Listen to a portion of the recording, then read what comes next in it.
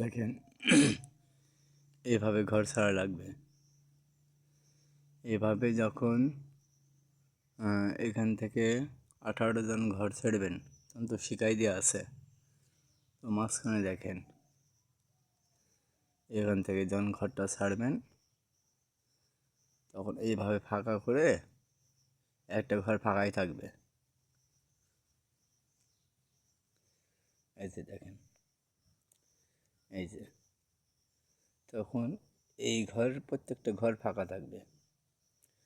যখন এটা আবার হয়ে যাবে তখন এই ঘরে আবার দিতে হবে।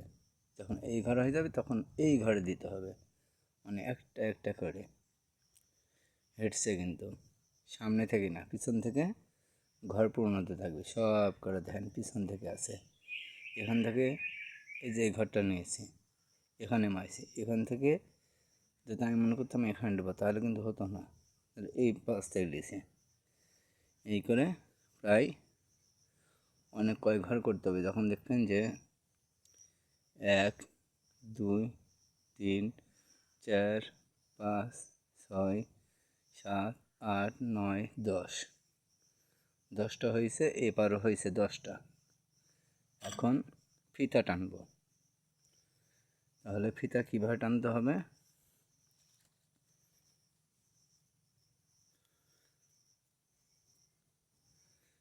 এই যে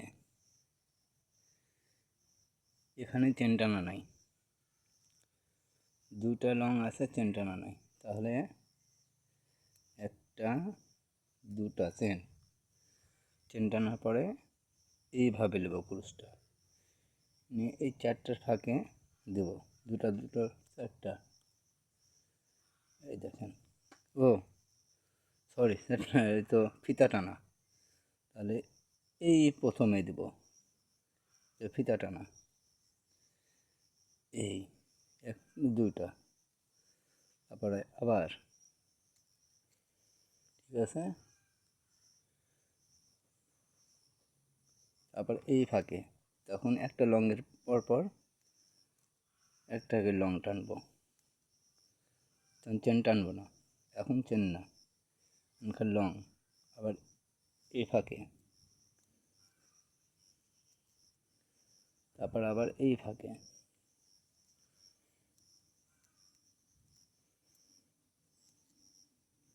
তারপর আবার এই ফাঁকে, এদিকে আর যাওয়া যাবে না।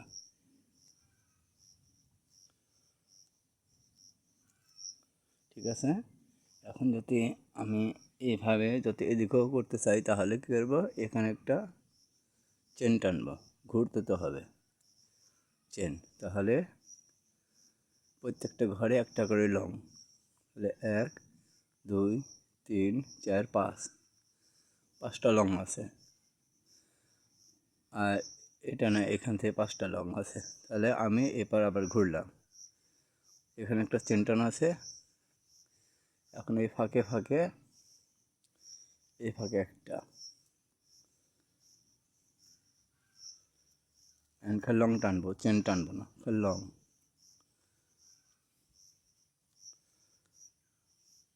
আবার এই ফাঁকে একটা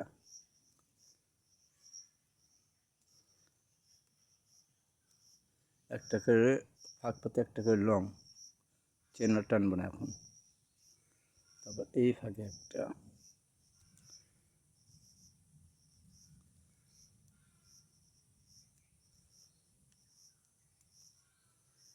তারপরে এই ফাঁকে একটা,